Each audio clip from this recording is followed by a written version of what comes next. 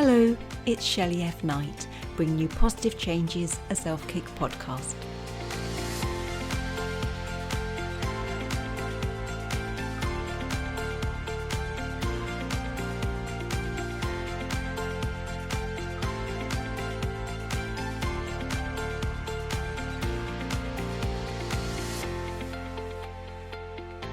So today on the show, we're joined by Micha Reid, and she's mum to two beautiful girls, teacher of foundation studies, and she works with teenagers with disadvantaged backgrounds. And Misha's actually the daughter of Vanessa Wallace, who we had on the show last week. I'm a great believer that there are two sides to every story. So last week I heard about Vanessa and her life and overcoming addiction, and we're really blessed to have Micha here today to say what it's like to be the daughter of an addict. So I can't thank you enough for being here. Hello there. Hi, Shelley. Thank you so much for coming on the show. That's okay. Thank you for having me. Bless you. I mean, it was actually your mum that suggested you came on. I was like, wow, because I'm sure you're going to say things, which are going to hurt or be a bit raw. But I truly believe there are two sides to every story. And your mum's obviously come through it, and she's helping others, but you do too. And I just thought, what an opportunity. So I don't know where you want to start. Obviously, you've got quite a backstory. And at some point, I have, yeah. But at some point, you've had a positive change in your influence in the lives of so many people. So please do tell us your story of positive change. Yeah, so I think, first of all, I want to start by saying myself and my mum feel it's really important for us to both share our story as well, because it shows that things can be repaired, relationships can be rebuilt, and for us, forgiveness is a massive part of that. So we've had to forgive a lot of things on both parts, because mum's behaviour or the things that mum did when I was a small child obviously affected me. And then as I got older, I then started to behave in a way that then impacted mum, and she would feel pain from my behaviour because I was angry and disrespectful, and which was expected because of what we'd been through. Yeah. But what the beautiful thing that I learned through mum's recovery that I didn't realise until quite recently was that everything can get better, and we all have that ability to make our life exactly what we want it to be. So I'd been through so much as a child, which then sort of spilled over into my teenage years. So I started getting into fights a lot. I became quite promiscuous as a teenager. I got kicked out of school, so I was kicked out of three schools, sorry. It was quite difficult, but so in that I was very angry. But then as I've got older, I can look at my mum and I can say, okay, we can make all of those mistakes, and it's horrible to go through that and to live through that and to hurt the people around us, but we all have the ability to repair the relationships and make it better and better ourselves as well, to build what we want. I think that's the most sort of important thing that we want to be able to get out there and say to everyone, especially as a mother and daughter as well, because where I'm coming from now, as working with young people, a lot of them coming from situations where they're very angry with their parents because of not always addiction. There's so many things going on in the world today, and have been for years, that are affecting our young people. And so I come from that angle where I want those young people to be able to forgive the people that have hurt them, because I know that's such an important part of their own journey, because you can't progress and you can't move forward if you're holding on to all of that pain and anger that you have towards other people. You have to let go of it and move through it. Absolutely. To be able to keep progressing. Yeah, and I was saying to your mum, like, there's some amazing coaches in the world, absolutely, and you can learn so much from studying. But I think when you've been an addict and you're helping addicts, it's just a whole new level. And I think the same applies to you, that when you've been there and you've been the disadvantaged child, people trust you more. I think the rapport's stronger. I think they understand something better. My nursing, it was from a textbook, but it's when I nursed my own family that, the deeper lessons come. So I think you're both doing amazing work. Thank you very much. We're both very proud as well of it, and that also gives us that sort of drive to keep doing it and keep us to keep working to get the message out there as well, because it's not just about me and my mum. There's just such a massive picture that goes behind behind the scenes of the behind the closed doors of those homes, what goes on, the trauma and the what is ingrained in those children and then in the parents. Is there's such a big picture behind it all, so it just keeps me and mum going to want to keep getting the message out there, really, to try and help people to get better.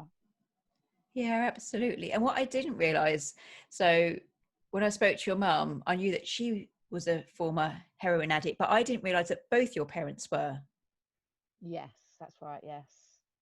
So it was like So my full on. Yeah, so my father he passed away 4 years ago on Sunday, actually. So it's it was very difficult because I made a decision. So I fell pregnant with my first daughter at the age of 17, and quite quickly I decided that that was it. I was going to have nothing more to do with my dad, because he had caused so much hurt and damage in my childhood. I didn't want that to happen to my daughter. Um, so quite quickly I made that decision. So it's very difficult. That was something that I had to kind of, when he passed away, I had to then work out how to live with this pain of the grief. And he never said sorry. So then that Yeah. made me then appreciate mum that whole lot more. So I actually said to mum not long ago, it was her clean time birthday, so sort of the day that she gave up everything, and I actually said to her, like, it's meant that I got to keep my mum, because I lost my dad, so I got to keep my mum. And to most people that's sort of so taken for granted, but for Yeah. me, because I've been so close to sort of losing both of them, and I know the reality of what addiction does. And if mum didn't change her life, I would have ended up with no parents, and things would have been very, very different for me. So I'm very grateful that I'm able to thank my mum for that. I'm able to always be grateful that she's here, which Yeah. a lot of people don't have that. No, and it could have been so different, but your mum created this positive change. Although it didn't come from a positive, it actually came from a car crash, you were saying. And Yes, she just kind of said a prayer the night before, like, I can't keep going on like this. And then she had the car crash and she created a positive change. And it is, I said to her, it must be so strange to look back thinking, but that could have been me, like when your father passed, but she had a yeah, positive change and she got out. So I should imagine for you, it's quite scary because, as you say, you could have been, both your parents could have gone if one of them hadn't created the absolutely, yeah. change. It's driven me, I mean, because of the hurt it's caused, I have ended up in a lot of situations that might not have happened if I hadn't had the childhood that I had. So I was in a very abusive relationship up until a year ago, and that was another massive turning point for me, because he almost took my life, basically. um, and when the relationship ended, I kind of came to this point where I was like, right, I've been through all of this stuff, and I know that there was something within me that allowed myself to be in that relationship, because I thought that that was all I was worth. Yeah. Because my parent, although my mum is amazing now, me and my, I mean, you've spoken to her, you guys have all heard her, you know that we have a really good relationship now. But as a child, I wasn't loved. As a child, I wasn't cared for. I wasn't given the same love and attention that a normal child might have been given. So what that does is it changes the way your brain works. So then throughout my life, I then built up walls. I was horrible to people because I didn't want to let them in. But then as I got older, I allowed men to treat me very badly, because that's all I ever knew. I'd only ever been treated very badly. So I got into this relationship, and he was a full-blown narcissist. And it completely tore everything away from me. I became a shell of who I am, and I'm a very bubbly, outgoing person. I'm very open. I wear my heart on my sleeve. I'm smiley all the time. I love to help people. All of that was just drawn out of me. So when I came out, he actually left me, and when he left, my world felt shattered, because he'd taken so much control. But it really made me look at how I'd got to that point. And then over this last year, I've started to really learn about how trauma changes the brain and why I've made some of the decisions that I've made in my life, which has again been really helpful for me to keep moving forward and keep progressing, because I think building that awareness around what's happened to us and why we think and behave the way we do is really important. Absolutely. So you've almost had like a positive change in the last year. Is that when you started to go into all the work that you do, or do you have a previous positive change? So I would say my the positive change that I had was with mum, but my within that personal journey that I've had, obviously coming out of that relationship has spurred something in me. That's been my positive change within this last year, that I've is coming out of that relationship, everything that I've learned in this last year, and I've broken free from so many behaviors that had been holding me back for years. So all of that stuff around not feeling good enough, and um the trauma that had been ingrained from, like, not being cared for in the way that I should have as a child, I'd been carrying that around for so long. So it was that realization coming out of that relationship that has been that massive positive change for me. It sounds, doesn't sound quite very kind, but it sounds almost a blessing that you left, because it just seems to have changed you so much. Oh, massively, yeah. A really, it's given me a lot. This year has been very reflective for me, so I've been able to look at everything through over my whole life and what's happened and kind of how I've got to this point. So yeah, it's been, although while I was in the relationship it was awful, him leaving and having been through that on top of everything else has been a massive positive thing for me, and it gives me the ability to be able to do the things I do and work with the young people that I do, definitely. That's fabulous. Just taking you back. So obviously your mum, she was an addict for like, she was saying like 15 years or something, a very long Yeah. time. And she went into like rehab for a year, which is, I thought was a really long time. And where were you then? Where were you in the year she was in rehab? So we were with my auntie, so it's my brother, my mum's brother and his wife, Right. um which was a very strange situation because we'd grown up in the middle of nowhere. We'd never really had much contact with any wider family, because obviously my parents had intentionally secluded themselves so they could be addicts and not be judged, I suppose. And part of it was the freedom. I think we were living in a beautiful part of the country, but so I went to live with these people that I didn't really know. I didn't think I had probably met them a few times in my life. And me and my brothers went to live there, and it was a big change because my auntie, I mean, I love her dearly, but she's very religious, which was very different to what we'd been living in. Yeah. And there was lots of structure, there was loads of boundaries, there was lots of rules, we had chores to do, and it was good. All of those things were good for us, we needed that. But as an 8-year-old, not I was 9, I turned 9 just as we moved in. That's really how all of a sudden you just throw all of these rules into the mixture and then expect everything to be fine, when I was literally running around fields naked for the first 9 years of my life. That is a contrast, isn't it? It really is, yeah. And we were living in this idyllic little village in right on the border of Wales. It was absolutely beautiful, and then we moved to South London, and for me, I felt like my whole world had just been ripped away from me. I'd spent all of my life just me and taking my little brother and running around the fields with him and going on these long walks, and then all of a sudden I was thrown into this school in South London with loads of kids, and it was so different, and it was so the sensory kind of things that must have been going on in my brain as a child must have just been insane. And it's no wonder that I struggled through my teenage years, when you look back at kind of all those things and you add it all up, sorry. That is a huge. So did you go to school when you lived in Wales, or were you just like running free? We went to school kind of here and there sporadically. The school were very good, to be honest. So my older brother he missed out on a lot of schooling. But myself and my younger brother were actually quite lucky because my mum and dad, they travelled around a lot before I arrived. So my older brother's 3 years older than me.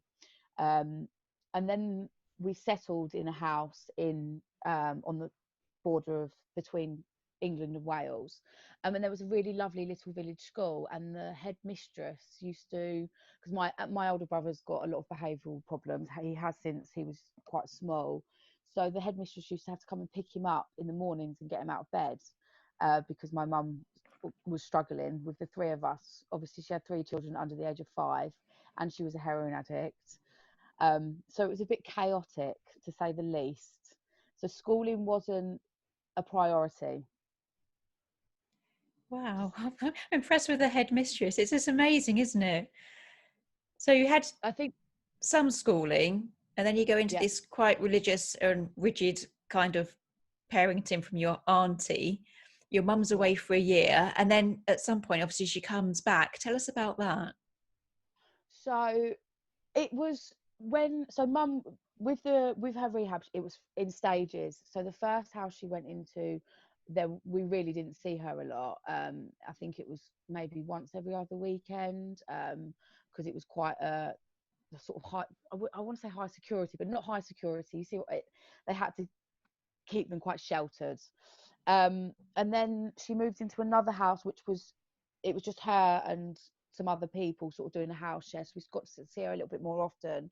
And then when we moved in, it was awful because my elder brother, my eldest brother, sorry, he obviously couldn't cope with it. It was his his behaviour just completely spiraled. So he started to kind of lash out at me and my younger brother. So there was a lot of violence in the house, lots of fighting, lots of arguing. Mum found it really, really difficult to cope with us. I mean, she had my older brother, who was a teenager. He had started sort of taking drugs and drinking and kind of going off on his own path. Then my behaviour started to spiral. Um, so it was difficult when we all went back to live with mum. I can't say it was like a nice, happy reunion where we all met No. back up together, because it took a lot of time to rebuild, lots of meetings and counselling, for a long time before. And I don't think, especially with myself and my mum, it wasn't until I fell pregnant with my first daughter that we actually really started to talk and become friends, really, because up until then I was just so angry with everything that had happened. Yeah, I understand that. I totally understand that. So, how is it when you've had parenting as it was for you? When you become a parent, how is that? um from my own point of view, it's been amazing, because I feel the pain of a lot of other people where their parents haven't been around and now they have children, and they feel that loss that their parents aren't involved in their children's lives. However, I'm really grateful that i I had a really bad upbringing. I know that, and I there's a lot of things that I wish didn't happen, and we all wish didn't happen. But the love that I have for my girls outweighs anything else. So the fact that my mum is so amazing with them, and I'm able to give them such a good life, it's I'm full of gratitude every single day for being a mum. I love being a mum. My girls are absolutely amazing, and I think when you've been through such awful things, you you have such appreciation for the innocence of children as well. Because I look at my eldest now, and she's the same age as um, I was when my mum went into rehab, and and I look at her and I think, oh my goodness, like my life was kind of just ripped away from me at that age, and I kind of can look at her and think, how would she cope with that? And she wouldn't. It would be awful for her. She would be absolutely distraught if I moved her away from her home, moved her away from her friends. If I did that, I couldn't do it to her. So it makes me grateful that I don't have to do that, that I've got them. I've got such a settled life. My mum's so good with them. I'm a single parent, but I've got my mum, and she is a co-parent for me, basically. So I feel grateful and lucky, and I love being a mum. So that's how being a mum is for me. Oh, it's so powerful because you're just like the gratitude, and then you've got the reflection about what happened to you at your age and how you would have felt, and it's just beautiful that they're kind of like a part of your healing journey, your children.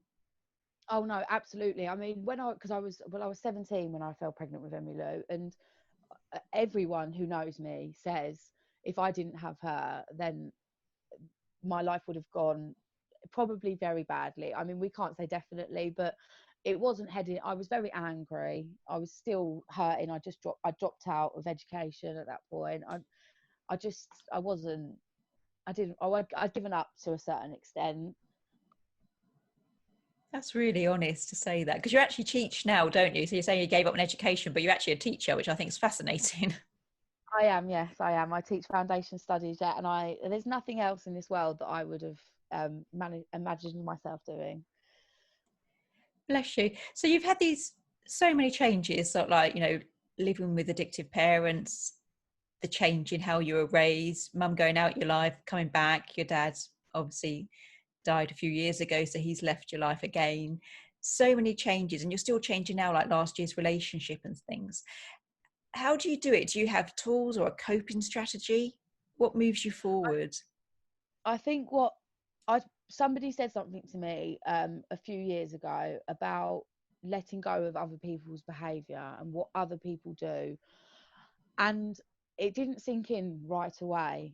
But then over this past year, and I've started to really think about that, and that's what has held me, what kind of kept me in so much of that pain, because I was so angry with my mum because I didn't understand why did she use drugs instead of loving me and giving me the love that I needed and the care that I needed. Why wasn't she a good mum?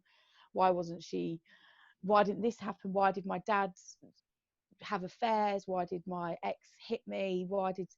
And you become so trapped in those negative why did, but I can't control any of those things.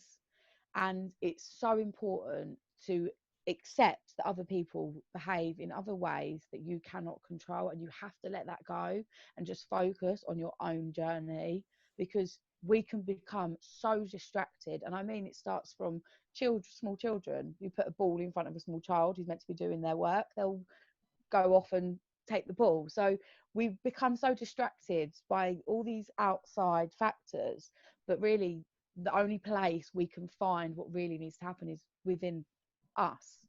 So we have to say, okay, you do what you do. Everyone needs to stay in their own path, or we're all just crashing into each other, and it becomes very messy and chaotic. In my mind, that's what I believe. God, that's beautiful. I said this to your mum. I seriously hope you're going to write a book, because the way you said there, well, I'd buy it. I just love it.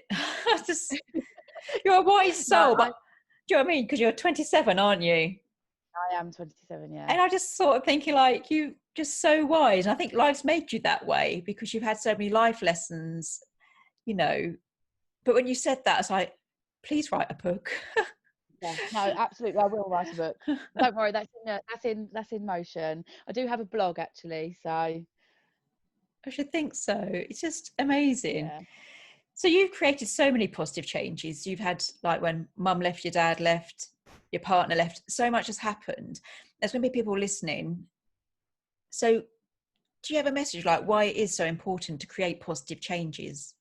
I've always had a goal, a small goal throughout my life, which might be something like I'm gonna do some writing later. So I've had these small goals. When I fulfill those little goals, I feel really good about myself, no matter how small they are.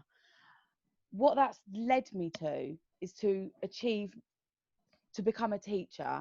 Okay, so I've got this I've been able to maintain these little small achievements throughout my life, throughout despite what's been going on. So, despite being kicked out of school, despite being in an abusive relationship, I've managed to hold on to those little goals that keep boosting my self-esteem in the background. So, I've been able to achieve this end goal, which is to become a teacher and to pass on my knowledge and the skills, and pass my life skills on to other people. So if we keep no matter how small that goal is, if you can achieve those tiny little goals, you're always building a layer of your life, and you're always adding to something. So even if it feels like, so I wanted to be a teacher, that felt like a massive, massive thing. When I was kicked out of school, when I was pregnant at 17, nobody would have ever said that I would have become a teacher. You could ask 100% of the people that I went to school with, they would have said, no, she would never do that. She's awful. She can't even sit in a classroom for she can't sit in a classroom for 5 minutes. How's she going to teach a classroom? But I carried on with my little goals. So I failed my maths GCSE. I thought, I'm going to go and pass my maths GCSE. And then I got a job working with in a rehab, because I wanted to work with the children of addicts. I wanted to work with young people from disadvantaged backgrounds. So I started volunteering. That was another little goal. I enrolled onto some courses. So I did some mental health training. I did some first aiding. I did some volunteering with primary school children. So these were all kind of little things. And they all made me feel really proud. Yeah. Being a teacher was too much of a big goal. But now what's happened is all of those little things that I've done, I can sit and say, wow, I've done it. And I'm the child of an addict. I got kicked out of 3 schools. I was pregnant at 17, and I'm a teacher. And that is quite phenomenal. It's and amazing.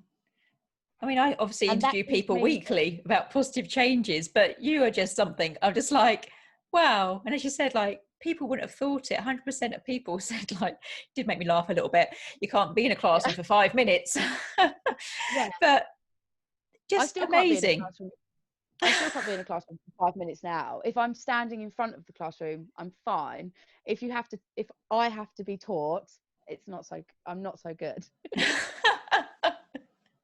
But Wait, go on. I'm playing on my strengths there. I think it's brilliant. I truly do, because, you know, people come on and they share a positive change, but your whole life has been full of change. And I just love the message about the little self-esteem boost, the little things. It's almost like I can see your life as like a jigsaw puzzle, and you just put a little piece in, you've finally got the big picture. And I'm absolutely rooting for you. I think it's amazing, your story. Thank you. And I think that's really important as well, is you have to be able to be proud of yourself. And I know that's so difficult, because I've done it for years, where I'm like, oh, it's not that good. Like, oh, well, yeah. Everyone's like, oh, well done, Micha, you've done really well. And I'm like, oh yeah, all right. But you have to be able to say, actually, no, like, I was about to swear then. I've done really well. Like, I've done that, and you need to own that and say. And if you're feeling really bad and you don't want to get out of bed in the morning, and you get out of bed in the morning, own it and say, I didn't want to get out of bed this morning, but I've done it, and I'm proud of myself for that. Because I think those tiny little boosts just they will keep pushing you forward, even when you feel awful. And I know that this is a really controversial thing I'm about to say, because people say, when you've got depression and anxiety, and I suffer with depression and anxiety, and people say, oh, just snap out of it. And other people will say, oh, you can't do that, which is very true. You can't just snap out of it. But if you're able to give yourself that good self-talk, and you're able to put yourself in that good mindset, that you're half the way there. I can promise you that now, because I was suicidal, and I got up one day and I said, I'm not going to cry over this man anymore. I'm better than this. I'm going to move on, and I'm going to carry on doing what I'm good at. I'm going to focus on what I'm good at, and I'm going to keep going. And I kept in that mindset. And as soon as I'd done that, and I realized that I could do that, everything changed. And it's just, honestly, everything's just got better and better since then. So much of it is to do with self-talk, I think, anyway. From what I've been through, a lot of my downfall is around my self-talk. How I can't do this, I can't be bothered to do this, I'm going to make myself look like an idiot, I'm too scared. All of that stuff, you're just layering on those negative feelings constantly, and stopping yourself from having the positive changes that you need. You need to feel good to make the positive changes. You need to believe that you're worth making those changes for. I've got nothing to add to that. Okay. What Micha said, do that. Yeah. Do that and you'll be fine. Yeah, what she said, brilliant. That's what I believe. That's yeah, I'm going with that. No, it's absolutely amazing. And I say those are controversial things. I think that's all right. I warn people Yeah, I'm feisty, so it's fine. But it is that. And, you know, you do have depression and things like that. But there's that saying, isn't it? Whether you believe you make it or you don't, you're right. And it is having that mindset that I'm going to have a bloody good try. I'm going to try this. I've got this just for today. And as you say, you know, if all you achieve today is getting out of bed, if all you achieve is getting dressed or writing a to-do list for tomorrow, you are enough. And it's just building on that. yeah, absolutely. And I've spent many years beating myself up for having days where I've sat on the sofa all day, and I will not do it ever again because I work bleeding hard. I'm a single parent. I work full time. I think we don't appreciate how much we work. I think if we all stood back and just looked at it in perspective, and we looked at our houses, our cars, our children, our jobs, and just laid it all out, and the washing and the paperwork and the telephone calls, and realised how much we work, then we wouldn't feel so bad, because I think we all beat ourselves up because we can never get everything done. But Yeah. nobody can ever get everything done, because you eat, you need to eat, so there's always going to be washing up, there's always Yeah. like, that's the way life is. We can't get everything done, it's impossible. We just accept what we can do. Yeah, absolutely. So it's never ending, is it? Because you're always like buying the food, eating the food, washing up from the food, and then you're sort of doing your work. Then the emails are full again, and you're just constantly doing. And we are Yeah, doing rather than being. And it is, you know, you can't stop the change happening, but you can change how you react to everything. absolutely. Yeah, and I think it's about getting yourself in the right. I mean, my obviously I've built up quite a lot of resilience over the years, so I the change when changes happen. So I mean, for instance, I don't want to talk about the whole thing that's going on in the outside world right now, but when that all kind of first kicked off, I went into complete overdrive. I couldn't cope with it, because it was just, my body was like, this is all happening again, everything's changing around me, and I have no control over it. Yeah. um, and I actually had to leave work, because it was, I mean, obviously I work in a college, so everything changed. They started covering everything up and putting one way systems in. And I was just like, oh my goodness me. And I had to leave. Um, but then I sort of regrounded myself and had a word with myself, and sort of was like, right, what have I got control of in this situation? And it was like, okay, I control my home is safe, my I can wash my hands, I can take my girls where I need to take them, and I could really focus and zoned in on what I was in control of, and just try to forget about everything else, because we have lost so much control in Yeah. recent weeks. And that was the story of my life. As a child, it was so unpredictable, there was no control, I didn't know. So we're all waiting for Boris, what he's going to say. I was just waiting for whether my mum and dad were going to have enough drugs every day. So Yeah. it although we don't it seems they're completely different things, but the feelings that are involved in it are so similar. And that's what kicks off the reactive side of things. But because I have now got that ability to stand back and say, all right, hold on a minute, what's going on in my body here? Because I think otherwise I would have just thought I was completely losing the plot. I shouldn't be going this crazy. I was literally sat in a classroom crying my eyes out because of it. Nobody else was, so I just felt like a complete idiot.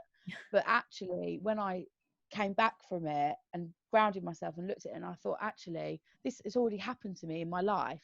I've Yeah. already been told I'm not allowed to see I've been told I'm never going to see people again. I've been told that I can't go in certain places because I'm being moved to another county. I've been cut off from people that I see every day. So there was lots of similar things going on.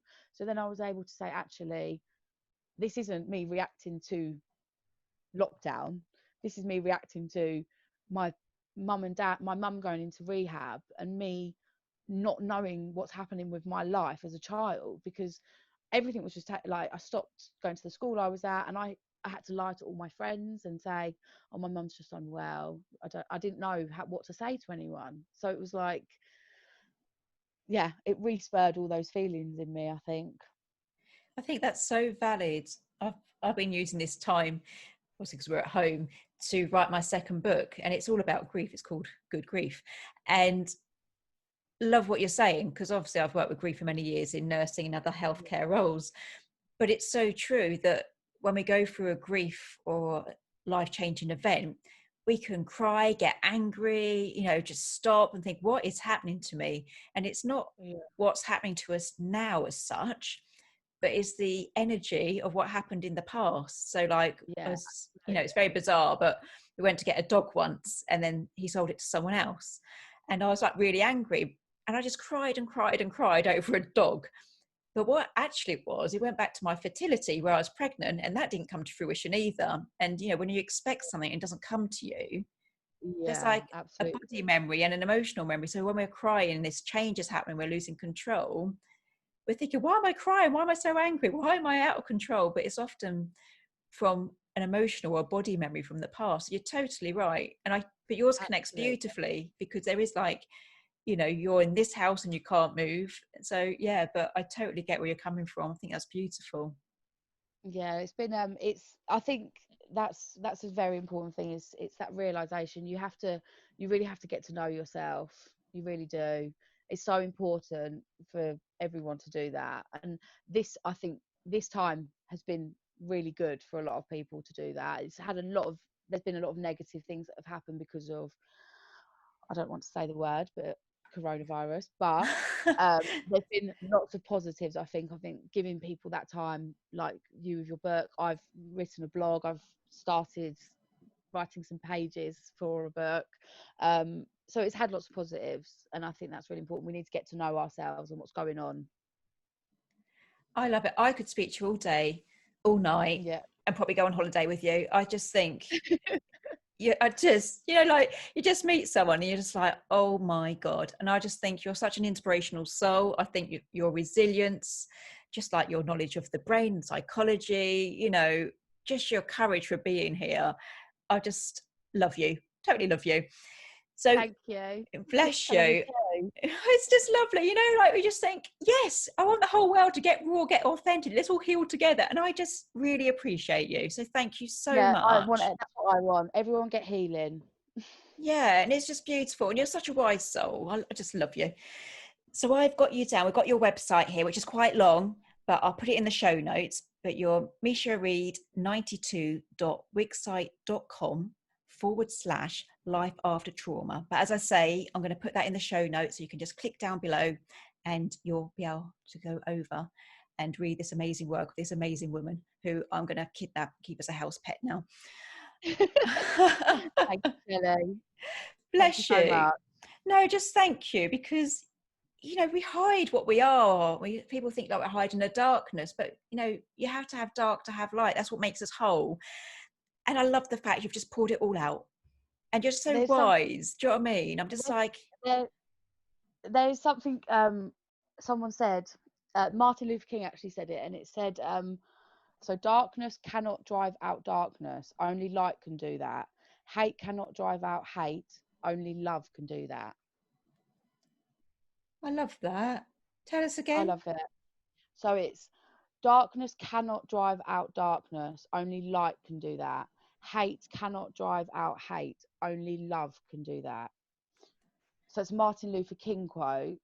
And I really love that, because I think it's not just about loving each other, which we all need to do a lot more of. It's about loving ourselves as well. And something that I've said to myself over this past year is, pour so much love into yourself that it spills out onto those around you. Oh, so wow. By us loving ourselves, it then overflows and everybody around us feels the effect of that. So as Martin Luther King said, only love can drive out hate. So love yourself. Wow. There you go. Bless you. Thank you so much for being here today. I just truly appreciate you. I think you're amazing. And I love just everything about you. Just like the little girls, the love of your daughters, just your courage, the way you've, got a relationship with mum. So just thank you.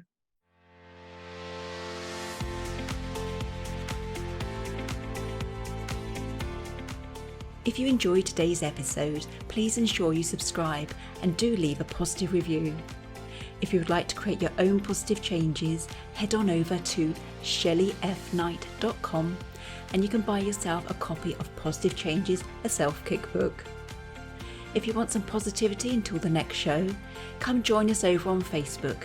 That's Shelley F Knight, Life Goes On. So I've been Shelley F Knight, and as always, you've been amazing.